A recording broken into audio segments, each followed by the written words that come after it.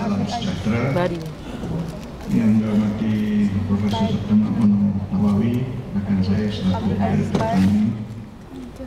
Yang berbahagia Profesor Dr. Anwar Ahmad, Naib Chancellor UNISEL dan pegawai-pegawai kanan universiti, rekan-rekan panelis, para rakan akademik dan mahasiswa, tuan-tuan, perempuan sekalian.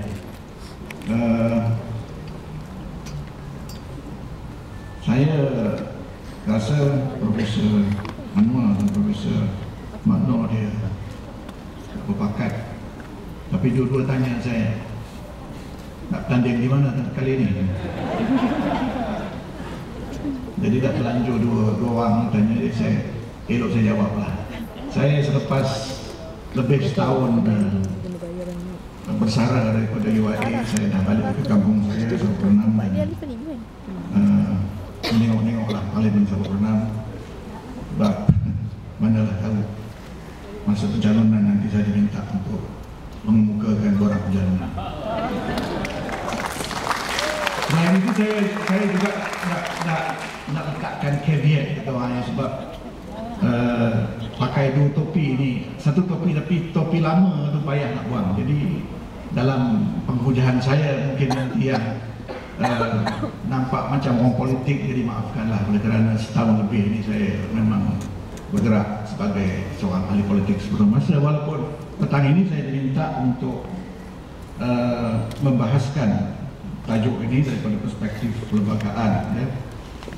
Saya akan cakap sesingkat yang mungkin. Saya rasa tuan-tuan perempuan, khususnya para mahasiswa, perlu punya masa untuk bertanya dan sebagainya. Jadi dasar dan undang ini dua perkara yang berbeza pada faham saya. Dasar ini sesuatu yang diletakkan oleh parti pemerintah, golongan ataupun kerajaan yang ada pada sesuatu masa. Sedangkan undang-undang itu sesuatu yang kalau berbanding dengan dasar ataupun polisi itu lebih kekal. Terutamanya kalau undang-undang itu berbentuk perlembagaan, jadi tak boleh dipinda, ya. Jadi perlembagaan itu perlu 2/3 majoriti untuk meminda, dan dalam hal-hal tertentu memerlukan persetujuan badan di luar parlimen seperti raja-raja, seperti Sabah dan Sarawak dan seumpamanya. Jadi dasar dan undang itu dua perkara yang berbeza. Sebab itu saya rasa bila saya diminta untuk melihat perspektif perlembagaan itu mungkin ada relevannya. Tetapi pada awal saya ini nak mengaku bahawa saya tidak berada di sini untuk menjawab soalan nak ke mana. Saya tak tahu nak ke mana. Di dasar itu ke mana saya tak tahu, tetapi apa yang saya nak sebutkan ialah ada beberapa sisi, ada beberapa aspek yang perlu dilihat dalam konteks perlembagaan kerana dia undang tertinggi. Dan memang selama ini pun, selama 55 tahun lebih ini, telah banyak kes-kes dan isu-isu yang menjadi pertikaian hanya kerana mereka itu, polisi itu tidak selaras dengan perlembagaan, dan rakyat sebagai warga kita mempunyai hak untuk mempersoalkan perkara seperti itu. Jadi selain daripada itu, saya ingin menyinggung beberapa aspek seperti kebebasan akademik di universiti yang saya rasa juga adalah penting dalam kita membahaskan persoalan mengenai dasar pendidikan ataupun dasar pelajaran, ya. Jadi berbalik pada perlembagaan itu sendiri, tidak ada di sana suatu peruntukan yang spesifik, yang khusus menyentuh mengenai dasar pendidikan atau dasar pelajaran, ya. Jadi sebab itu kalau kita melihat atau membahaskan dasar pelajaran dalam konteks perlembagaan, ada banyak peruntukan yang berkemungkinan terpaksa disinggung, ya. Dan saya rasa ini satu kajian PhD yang cukup menarik, ya. Sebab banyak perkara kita boleh mengaitkan, umpamanya perkara 8 hak sama rata, kita boleh mengaitkan perkara 12 yang apa nama itu, subtitlenya itu educational right, ya. Tetapi sebenarnya lebih merupakan pada suatu peruntukan untuk memastikan bahawa kumpulan dan masyarakat manusia di Malaysia ini boleh menguruskan isu-isu pendidikan supaya jati diri mereka, budaya mereka, bahasa mereka, akidah mereka dapat dipelihara, ya. Begitu juga kalau kita teruskan perjalanan kita dari segi peruntukan-peruntukan yang ada itu, kita mungkin terpaksa menyinggung peruntukan 152, iaitu kedudukan bahasa Melayu sebagai bahasa kebangsaan. Dan ke bawah lagi kita ada 153, kedudukan istimewa Melayu, yang pasal 8A itu menyentuh soal kuota kemasukan ke universiti. Jadi ini satu perkara yang saya fikir telah berlaku. Di masa akan datang kita mungkin akan terpaksa melihat peruntukan-peruntukan yang lain apabila peguam-peguam melihat ada kaitan dengan peruntukan berkenaan. Sebagai contoh, hari ini saya membaca dalam media mengatakan bahawa Saudara Mazlan Aliman akan menyaman kerajaan atau Felda kerana tidak membenarkan beliau masuk ke Felda. Jadi satu perkara yang menarik, oleh kerana Felda itu suatu badan yang ditubuhkan oleh Parlimen, tidak ada kuasa untuk menyekat orang masuk Felda, walaupun orang fikir gitu. Jadi Saudara Mazlan akan ke mahkamah menyeret Felda dan mempertikaikan apa yang mereka buat di bawah perkara 9, iaitu freedom of movement. Jadi ini perkara yang penting, dan mana tahu sekarang ini dengan iklim yang baru ini, saya fikir tak lama lagi akan ada persatuan mahasiswa ataupun persatuan kakitangan akademik yang akan menyeret pihak universiti ke mahkamah di atas dasar perkara 10, freedom of speech, yang di sana ada aspek kebebasan akademik. Maklum saja ini isu listen tapi mungkin jadi itu saya nak menggambarkan betapa perlembagaan itu menarik. Dia tak kekal, dia boleh dibina kalau syaratnya mencukupi, dia boleh dibina. Tetapi apa yang saya nak katakan ialah bahawa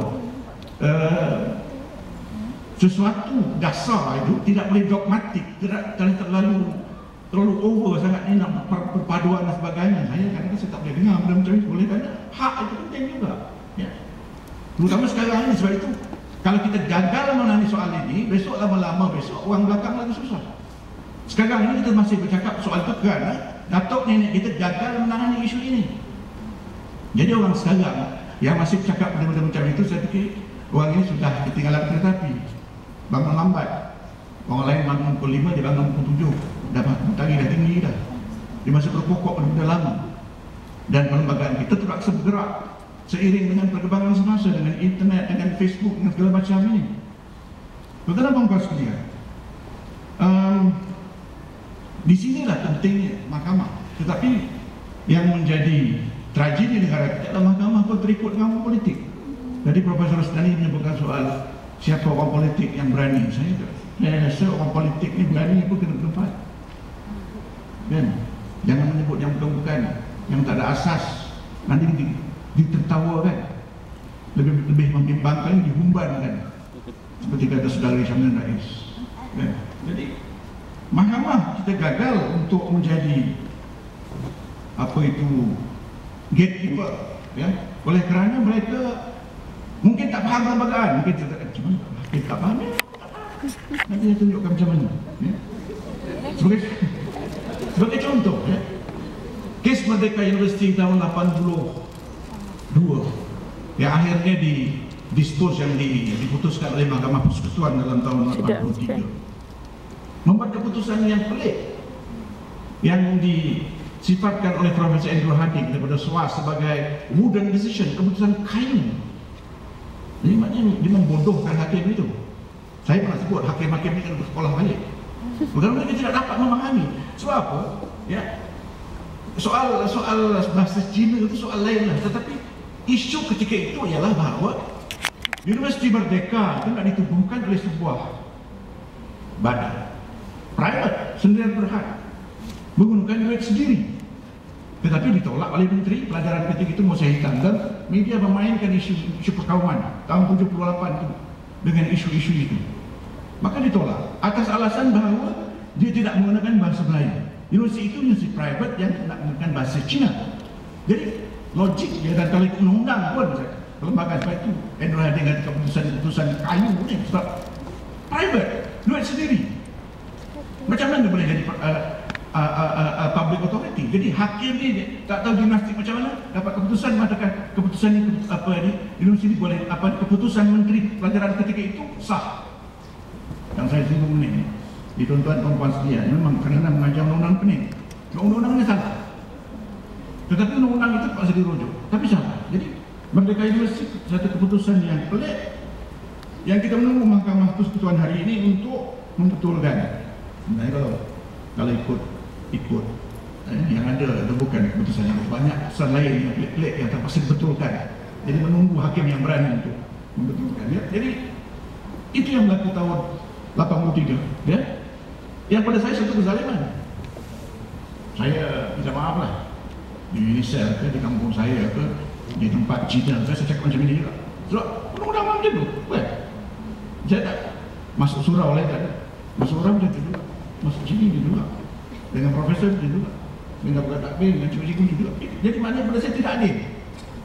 Kemudian tahun 2007 lebih kurang, kes Datuk Seri Muhammad Nizam.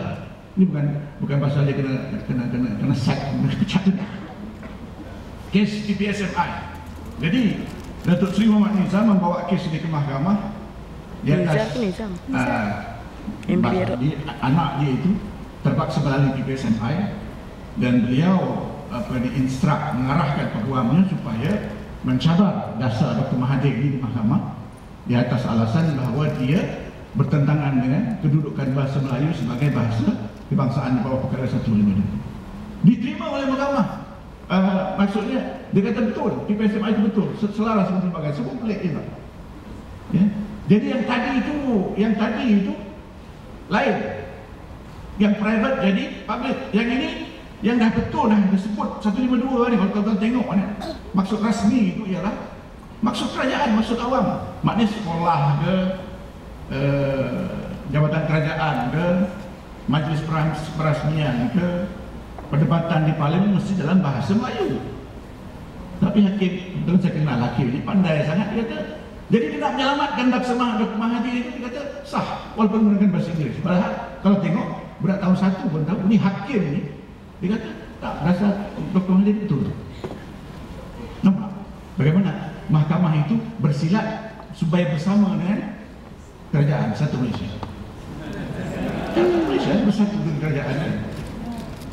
Saya tak kata selalu macam tu, tapi bukan ada tuan-tuan yang bertanya ni, kes ni lama ya lama.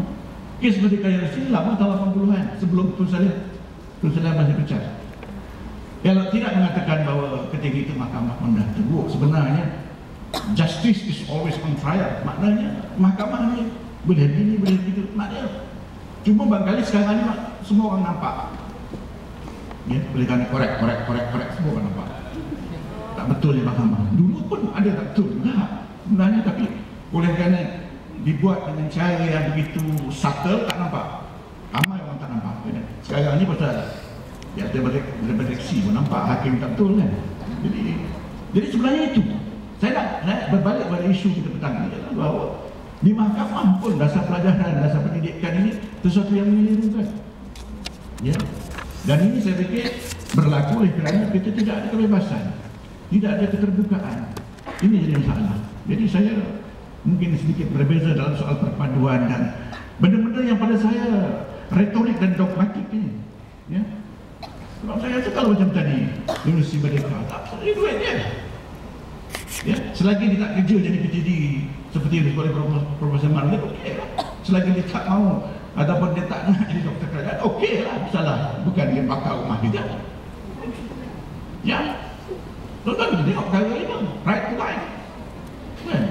Jadi apa pun dasar, apa pun keutamaan, apa pun polisi, ini kena tengok. Ya, jadi orang politik kena tahu. Dan ini yang saya fikir yang berlaku di tempat lain di Amerika Syarikat. Persoalan ini sebenarnya bukan khusus ataupun bukan unik di Malaysia saja. Tuan-tuan sekalian, kalau tuan-tuan membaca mengenai affirmative action di Amerika Syarikat, sentiasa ada kes-kes itu sampai ke Mahkamah Agung. Sampai ke Mahkamah Agung Amerika Syarikat membincangkan soal entry to medical school, ya, kemasukan ke dalam fakulti perubatan di Amerika Syarikat, bukan di Gubang Krian.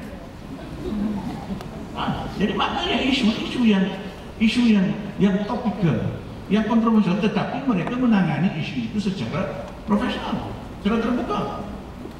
Kalau Bang sudah tahu, Demokrat dengan dasar dia, Republikan dengan dasar dia, dan Mahkamah ya, mengikut siapa yang jadi Chief Justice, ketua hakim, siapa yang ramai disebut, ramai Demokrat dan ramai Republikan. Memang mengambil keputusan ataupun pendekatan yang tertentu. Jadi pada saya, dasar pelajaran ini perlu dinyah politikkan, kena dipolitisasi. Sebab itu saya tak mengapa setuju kalau mencabar orang politik. Tak payah. Sebab saya biar pendidikan ditentukan oleh orang yang berkenaan. Macam benda lain, perubatan, seni, bahasa. Kalau orang politik semua nak masuk itu, susah. Orang politik suka, orang mesti suka. Saya pun suka, kalau semua saya dibagikan semua, suka.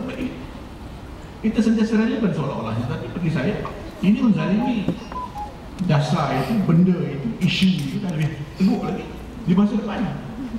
Jadi saya rasa kita perlu belajar untuk mengurangkan politik atau peranan ahli politik. Tidak seperti sekarang, semua dipolitikkan. Dan saya rasa kesannya, kos ini ditanggung oleh rakyat sendiri. Sebagai contoh umpamanya, apa perlu jadi KPT? Saya dulu sebelum saya berhenti dan masih di universiti pun saya mengatakan bahawa KPT tak perlu, memadai. Ada bagian pendidikan tinggi di Kementerian Pelajaran. Tapi sebab nak ramaikan menteri, nak bagi peluang semua jadi menteri, maka buat. Teknologi hijau pun ada menteri. Apa lagi? Perladangan pun ada menteri. Besok tandas pun ada menteri.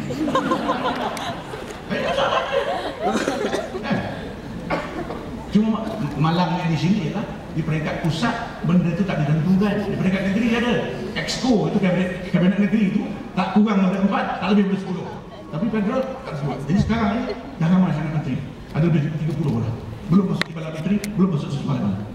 Sedangkan di India atau Papua, negara yang ada 1 bilion penduduk lebih, cuma ada 30 menteri. UK lebih 60 juta, lebih menteri dia. Malaysia dengan kehebatannya lebih 30, 28 juta. Tak masuk lagi civil service ada 1,3 juta. Berarti hutang banyak. Sekian, assalamualaikum warahmatullahi wabarakatuh.